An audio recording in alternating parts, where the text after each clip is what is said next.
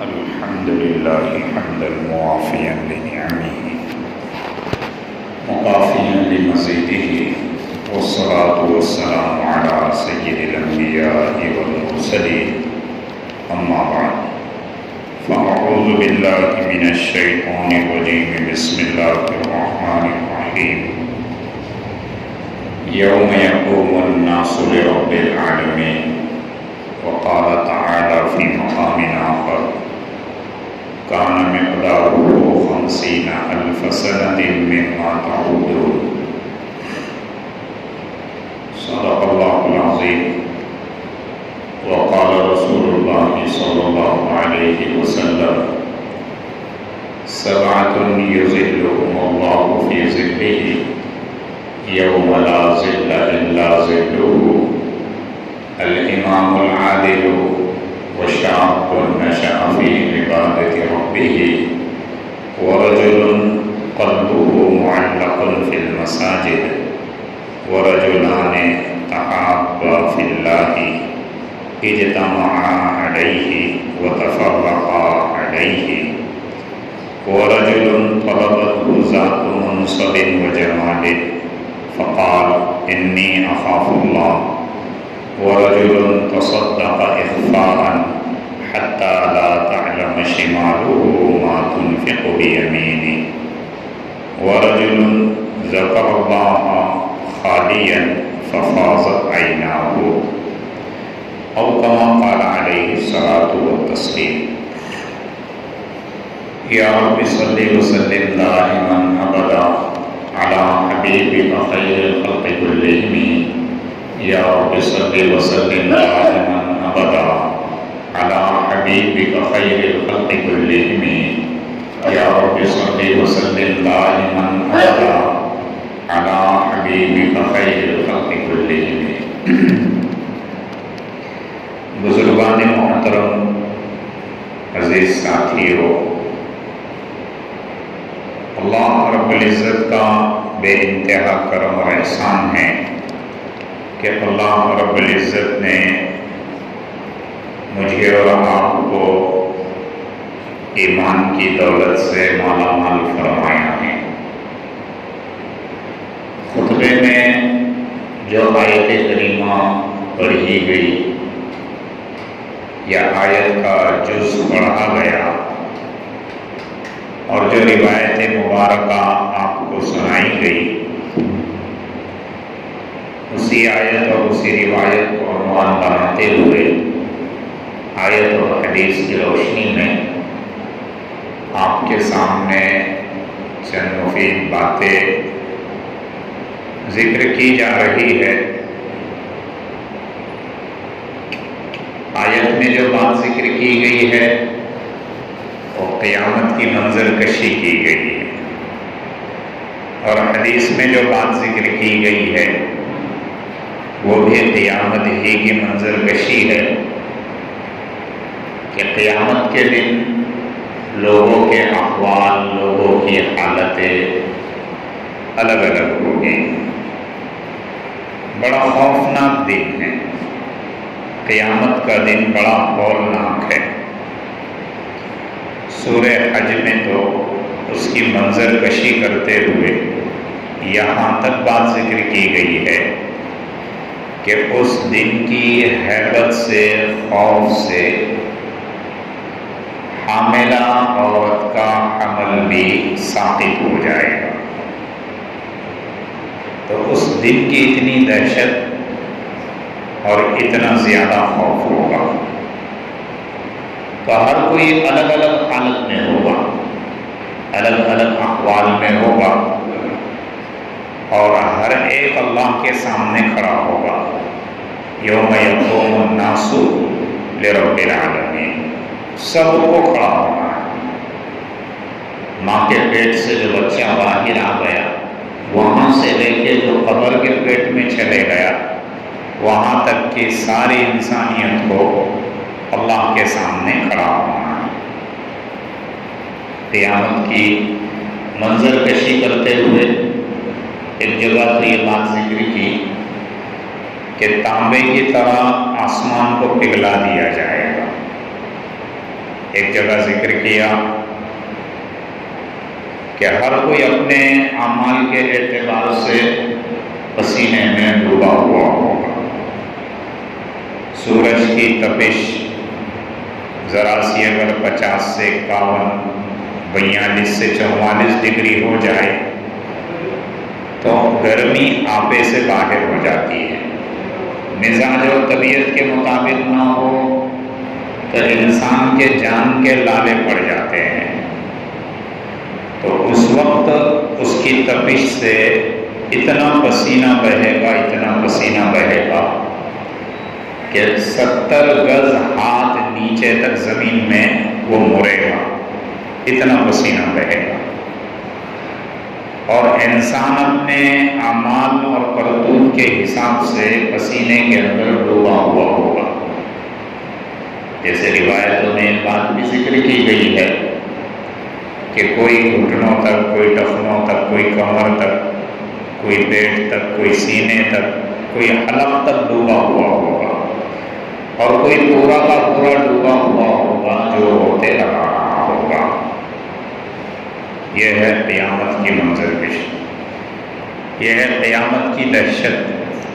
اتنی دہشت ہوگی، اتنی دہشت ہوگی کہ آدمی اپنے آپ کو چھڑانے کے لیے اگر کوئی فدیہ دینا چاہے تو خود کی بیوی کو فدیے میں دینے تیار ہو جائے گا، خود کے بچوں کو فدیے میں دینے تیار ہو جائے گا.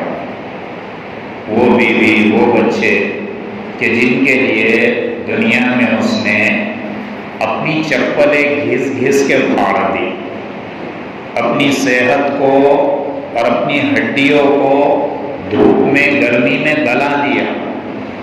کل قیامت کے دن ایسی ہولناکی اور دہشت ہوگی کہ وہ اپنے بچوں کو تک فدیے میں دینے تیار ہو جائے گا کہ آج کے دن کم از کم اللہ مجھے عذاب سے بچا لے.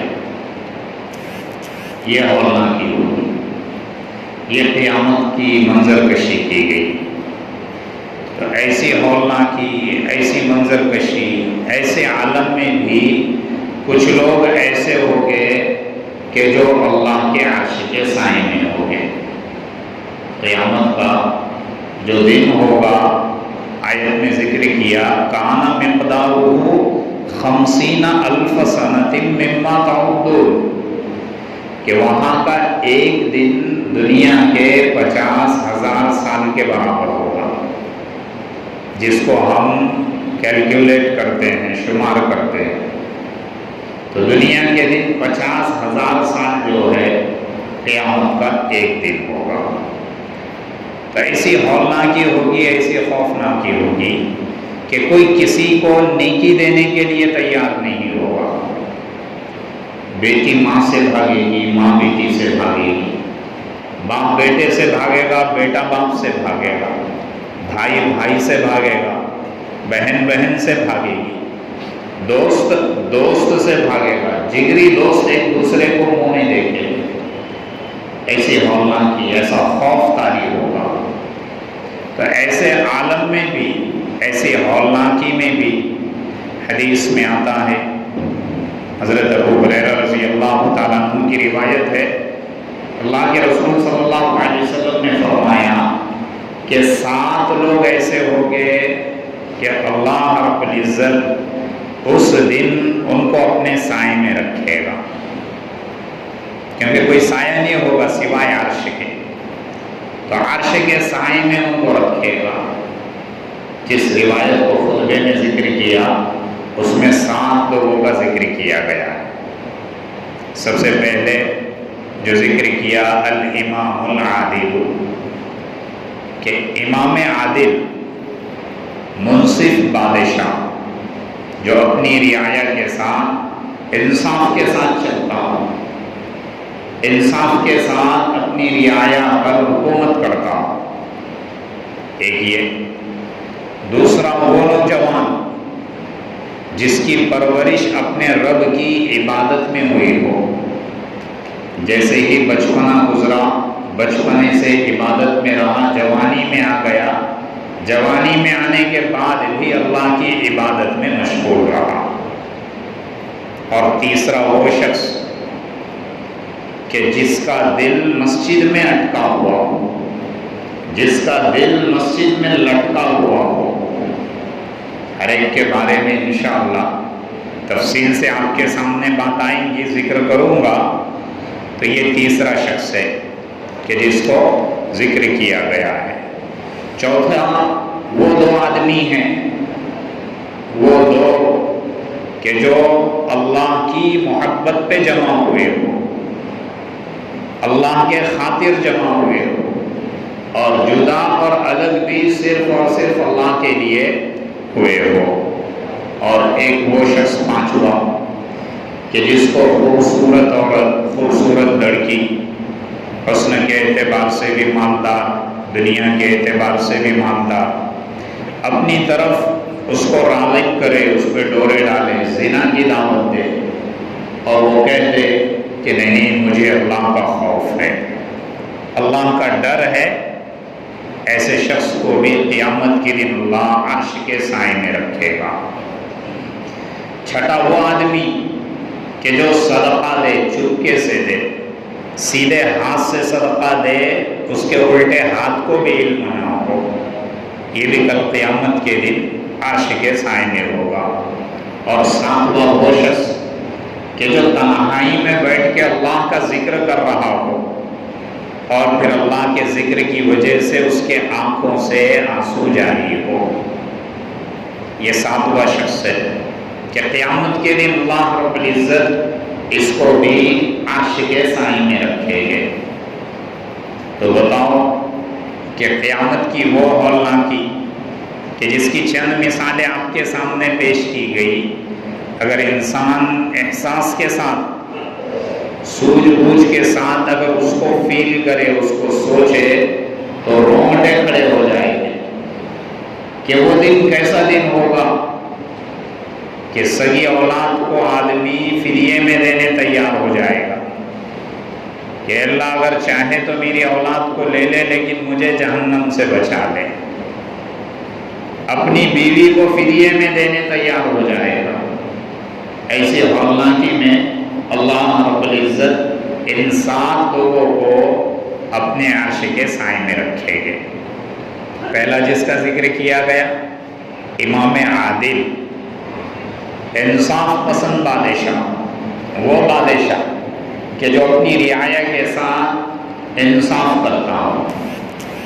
امام عادل، امام جس کے پیچھے لوگ چلے، اسلامی مملکت میں، اسلامی خلافت میں جیسے امیر المومنین ہوتا ہے، خلیفۃ المسلمین ہوتا ہے، سارے لوگ اس کی پیروی کرتے ہیں، کیونکہ اسلامی مملکت میں جو امیر ہوتا ہے، جو خلیفہ ہوتا ہے، وہ 100% متبع شریعت ہوتا ہے، 100% متبع شریعت ہوتا ہے کہ شریعت کے ایک ایک پہلو پہ، شریعت کے ایک ایک مسئلے پہ اس کی نظر ہوتی ہے، اس کی قید لگائی کہ امام کیسا ہونا چاہیے، بادشاہ کیسا ہونا چاہیے کہ جو اپنی رعایا کی خبرگیری کرے، ان کے پریشانیوں کو سمجھے، ان کے تکلیفوں کو، ان کے دکھوں کو سمجھے، ان کے دکھوں میں شریک ہو، ان کے دکھ درد دور کرنے کی فکر کرے۔ کوئی بڑا معاملہ آ جائے تو اس معاملے میں، اس مقدمے میں انصاف سے کام لے۔ انصاف کی بات جب آتی ہے تو ساری دنیا حضرت عمر فاروق رضی اللہ تعالیٰ عنہ کو یاد کرتی ہے۔ یہ تو اسلام میں ایسی شخصیات، اسلام میں منصف شخصیات بھری پڑی ہے کہ جنہوں نے انصاف کا پہلو اپنے ہاتھ سے جانے نہیں دیا، مضبوطی سے تھاما۔ حضرت عمر فاروق رضی اللہ تعالیٰ عنہ کی رعایا کی حیثیت سے اگر دیکھا جائے تب بھی انصاف نظر آئے گا، خود کی ذات کی حد سے اگر دیکھا جائے، ذات کے اعتبار سے انصاف نظر آئے گا، اپنے خاندان کے اعتبار سے اگر دیکھا جائے، اولاد کے اعتبار سے دیکھا جائے تب بھی انصاف نظر آئے گا۔ حضرت زید بن اسلم رضی اللہ تعالیٰ عنہ فرماتے ہیں کہ ان کے والد ان سے ذکر کیا کرتے تھے، حضرت اسلم رضی اللہ تعالیٰ عنہ تو کہے کہ ایک مرتبہ حضرت عمر فاروق رضی اللہ تعالیٰ عنہ کے ساتھ جا رہے تھے، راستے میں ایک نوجوان عورت نے روک لیا اور کہا کہ عمر فاروق تمہیں پتہ ہے میں کون ہوں؟ حضرت عمر فاروق رضی اللہ تعالیٰ عنہ نے کہا کہ علم نہیں ہے، بتاؤ کون ہے؟ یہ امیر المومنین ہیں، امیر المسلمین ہیں، کون دنیا پہ جس کی حکومت ہے، کون دنیا کا جو بادشاہ ہے، بڑے بڑے بر اعظموں پہ جس کا دبدبہ ہے، وہ صرف ایک عورت نے فریاد لے کے آئی، راستے میں روک دیا، رک گیا، پوچھ لیا کیا بات ہے؟ پھر وہ عورت کہنے لگی کہ میرا شوہر اللہ کے راستے میں شہید ہو گیا، میرے چھوٹے چھوٹے بچے ہیں، اگر باپ ہوتا تو نگرانی کر لیتا، باپ بھی نہیں ہے، اور میں خفاف ابن ایمان رضی اللہ تعالیٰ عنہ کی بیٹی ہوں، جو صلح حدیبیہ کے موقع پہ اللہ کے رسول جو بیعت لے رہے تھے اس وقت میرا باپ بھی اس بیعت میں شامل اور شریک تھا۔ حضرت عمر فاروق رضی اللہ تعالیٰ عنہ نے جیسے سن لیا اپنے سر کو نیچے کر لیا، آنکھوں سے آنسو جاری ہو گئے کہ حضرت عمر فاروق رضی اللہ تعالیٰ عنہ خود کو کوسنے لگے کہ عمر تیری سلطنت، تیری مملکت، اللہ نے تجھے ایک ذمہ داری سونپی ہے، اتنے بڑے صحابی کی بیٹی آج اس حال میں ہے۔ کچھ نہیں کہا، ایسے نہیں کہا کہ اپنے خادموں سے، اپنے نوکروں سے، یا کہ اپنے کارندوں سے، اپنے سپاہ سالاروں سے، کسی سے کچھ نہیں کہا۔ حضرت اسلم رضی اللہ تعالیٰ عنہ فرماتے ہیں کہ چپکے سے وہاں سے ہٹ گئے، بیت المال میں آئے، ایک عمدہ سواری، عمدہ اونٹنی بھی، اس کے اوپر ضروریات کا سارا سامان اپنے ہاتھوں سے باندھ کر رکھا، پھر اس اونٹنی کی نکیل پکڑ کر لائے اور اس صحابیہ کے مکان کے سامنے دروازے پر باندھ دیا اور کہا کہ یہ ساری ضروریات کا سامان موجود ہے، جب یہ ختم ہو جائے گا تو اطلاع کر دینا، عمر پھر دوبارہ سارا سامان لے کر پہنچ جائے گا۔ ایسے کہتے ہیں انصاف، حضرت عمر فاروق رضی اللہ تعالیٰ عنہ کا انصاف، یہ تو رعایت سے متعلق۔ اور وہ واقعہ تو بڑا مشہور و معروف ہے کہ جس کے بچے مدینہ کے باہر بلک رہے تھے، اپنی آنکھوں سے روتا ہوا دیکھا، پھر اپنے بیوی کو لیا، خود اپنے پیٹھ پر سامان لادا، پھر بیوی کو لے گیا، اپنے ہاتھوں سے کھانا پکایا اور وہ گھر کے بچوں کو کھلایا۔ یہ تو مشہور و معروف واقعہ ہے۔ تو امام عادل اس طریقے سے امام ہوتا ہے۔ حضرت عمرو بن عاص رضی اللہ تعالیٰ خود کے بیٹے کے تعلق سے کیسے انصاف، ہے نا، بڑے بڑے بادشاہ ہو، امیر ہو، دوسرے کے تعلق سے تو بڑا انصاف بتائیں گے، بڑا انصاف جتائیں گے، لیکن خود کا بیٹا اگر جرم میں شامل اور شریک ہو جائے تو پھر چور راستے نکالے گے، پیسے دے دلا کے معاف کر دیں گے اور پھر کرمنل لسٹ سے کلین چٹ دلا دیں گے۔ حضرت عمرو بن عاص رضی اللہ تعالیٰ عنہ مصر کے گورنر تھے۔ مصر میں حضرت عمر فاروق رضی اللہ تعالیٰ عنہ کے ایک بیٹے حضرت عبد الرحمن رضی اللہ تعالیٰ عنہ بھی تھے۔ آپ نے ایک مرتبہ نبیذ تمر پی لی۔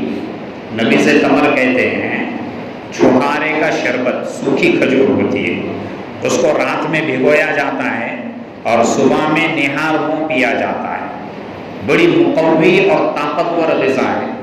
سارے صحابہ اس کو کثرت سے استعمال کیا کرتے ہیں۔ رات میں چھوہارے 2-3 بھگو دیے، پھر صبح میں نہار منہ چبا کر کھا لیے اور اس کا پانی پی لیے۔ بڑی مقوی غذا ہے، ہر ایک کو یہ استعمال کرنا چاہیے۔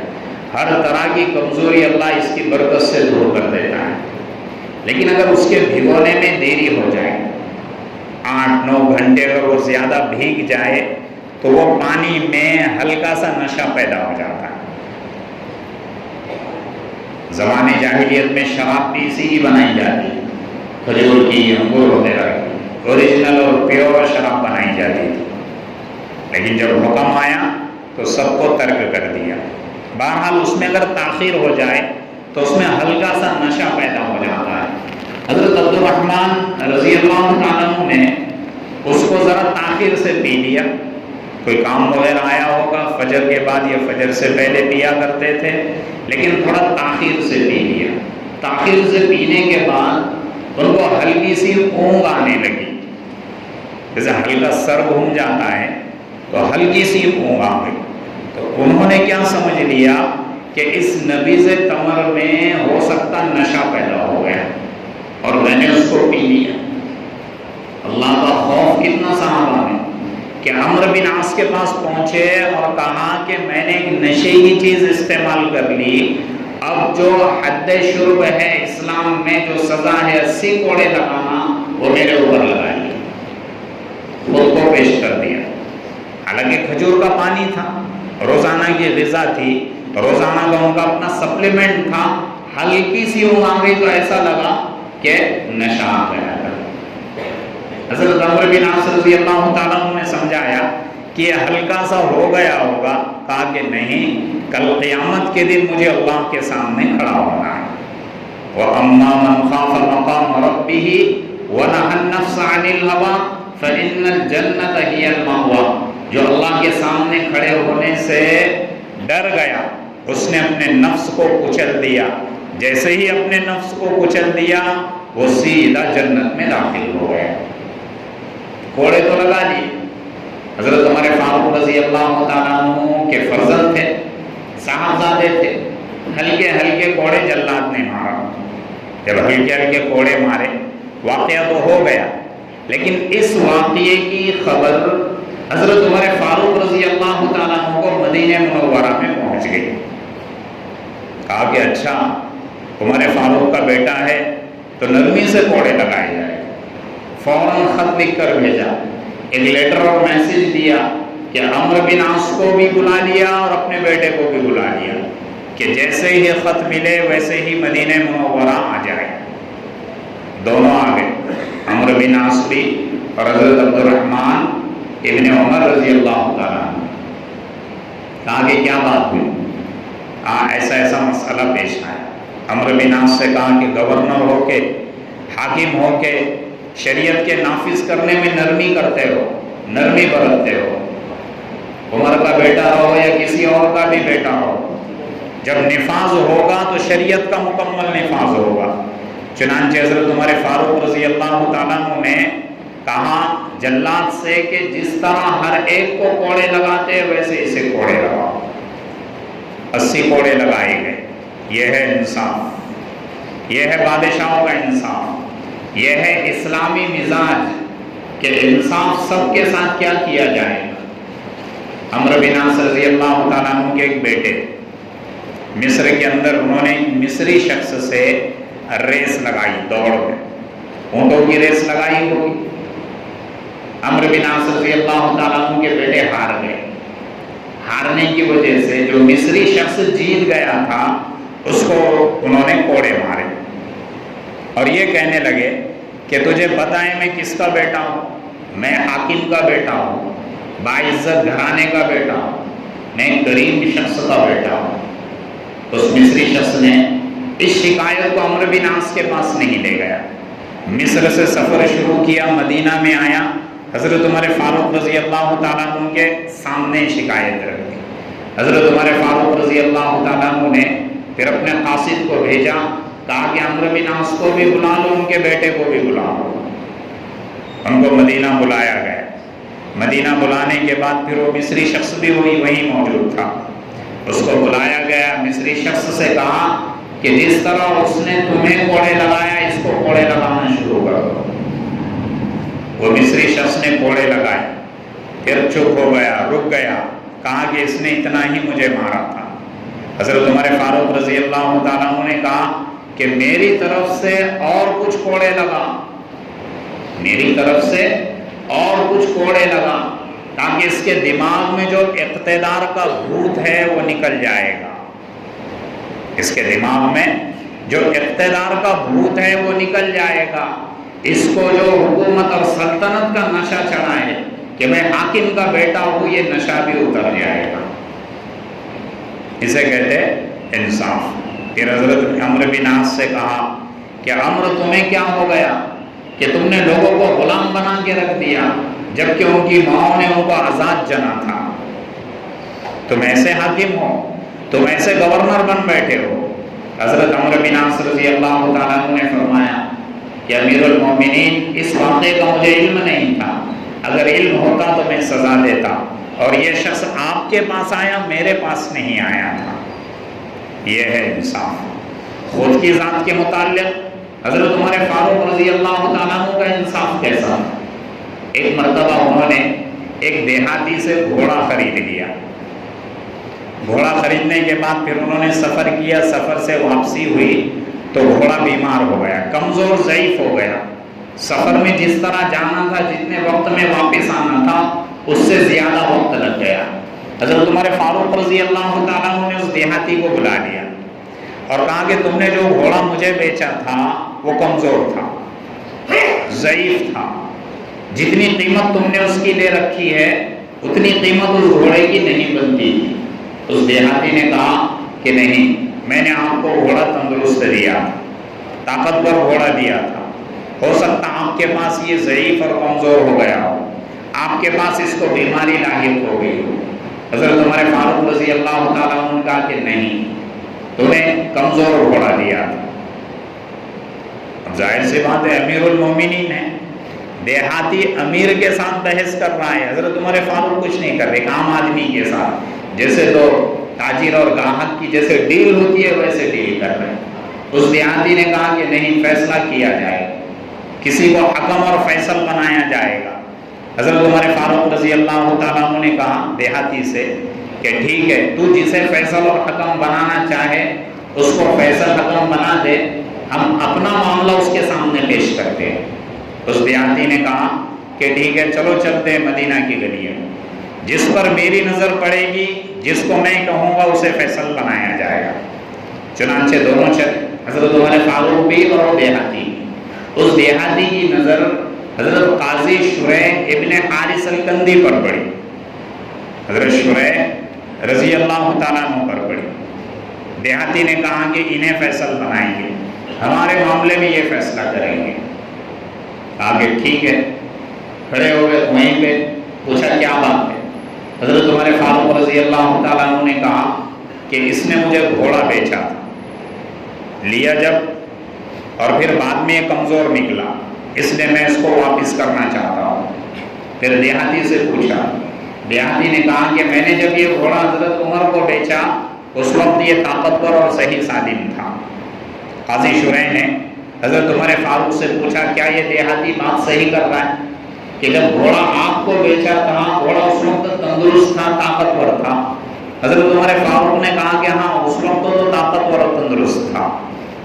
تو قاضی شریح نے کہا کہ دیکھو, اسلامی قانون یہ ہے, تجارت کا اسلامی قانون یہ ہے کہ کوئی چیز اگر لے دی جائے اسے خیار عیب کہتے ہیں, کہ چیز میں اگر کوئی عیب پیدا ہو جائے, عیب سے مراد وہ عیب ہوتا ہے کہ وہ عیب تاجر کے پاس ہی ہو اور پھر آپ کے پاس لانے کے بعد ظاہر ہوا ہو تو واپس کر سکتے ہیں. ورنہ اگر تاجر نے چیز آپ کو صحیح سالم دی پھر وہ آپ کے پاس خراب ہوئی, آپ کے پاس عیب ظاہر ہوا, تو آپ کو صرف دو آپشن رہتے ہیں, یا تو آپ وہ چیز جس قیمت میں لیے تھے اس قیمت میں اپنے پاس رکھو, یا جیسے تاجر کے پاس سے لیے تھے ویسی صحیح سالم چیز واپس کرو اور اپنی قیمت لے لو. یہ اسلامی قانون, اسلامی ضابطہ جسے خیار عیب کہتے ہیں. حضرت عمر فاروق رضی اللہ تعالیٰ عنہ نے کہا کہ نہیں, جب میں نے گھوڑا خریدا تھا صحیح سالم تھا. تو قاضی شریح نے کہا کہ پھر فیصلہ اسلام کے مطابق ہوگا, اسلامی قانون کے مطابق ہوگا کہ آپ مکلف نہیں ہیں اس گھوڑے کو واپس کرنے کے. دیہاتی کو جو قیمت دے رکھی ہے اس کے پاس رہے گی, گھوڑا آپ کے پاس رہے گا. حضرت عمر فاروق نے کہا کہ فیصلہ پکا ہے. قاضی شریح نے کہا کہ فیصلہ پکا ہے. حضرت عمر فاروق نے کچھ نہیں کہا, بس نظر نیچے جھکائی اور پھر چل دیے. یہ انصاف. خود کی ذات کے متعلق بھی ایسا انصاف, ایسا نہیں کہ خود کی ذات کا مسئلہ آ جائے تو میں اور آپ چور راستے ڈھونڈنا تلاش کر لیں, اس میں تو بھی کچھ گنجائش نکلے گی, اس میں کچھ گنجائش ہے, کچھ گنجائش ہے نہیں. خود کی ذات کے لیے بھی شریعت کو 100% مکمل بناؤ. اسے کہتے ہیں انصاف، خود کی ذات کے ساتھ انصاف۔ پھر حضرت عمر فاروق رضی اللہ تعالیٰ عنہ نے قاضی شریح کے کندھے پہ ہاتھ رکھا، کہا کہ اتنا بڑا قاضی، اتنا منصف مزاج جسٹس اور جج مجھے نہیں مل سکتا، چلو میں تمہیں کوفہ کا جج بنا دیتا ہوں۔ حضرت عمر فاروق نے انہیں جسٹس بنایا، لگاتار 60 سال تک اسلامی قانون کو نافذ کرتے رہے، 60 سال تک۔ حضرت عمر فاروق کے بعد عثمان کا زمانہ آیا، علی کا زمانہ آیا، امیر معاویہ کا زمانہ آیا، خلافت بنی امیہ چلی، 60 سال تک ان کو کسی نے منصب جج پہ سے نہیں اتارا، منصب قضا سے نہیں اتارا۔ جب آپ 107 سال کے ہو گئے، 107 سال کے ہو گئے، تو خلافت بنی امیہ میں سے کسی شخص نے کہا کہ اب آپ کی بصارت کم ہو رہی ہے، آپ کی طبیعت میں اضمحلال آ رہا ہے، چنانچہ آپ اس عہدے سے دستبردار ہو جائے تو بہتر ہے۔ جب اس شخص نے کہا تو آپ نے ریزائن دے دیا۔ جب قاضی شریح، ان کی ایک مستقل کتاب ہے کہ حضرت شریح کے فیصلے شریعت کی روشنی میں، بہرحال وہ 7 لوگوں میں سے سب سے پہلا شخص وہ ہوگا جو امام عادل ہوگا، انصاف پرور بادشاہ ہوگا، کل قیامت کے دن عرش کے سائے میں ہوگا۔ باقی 6 کا تذکرہ انشاءاللہ آئندہ جمعہ میں کیا جائے گا۔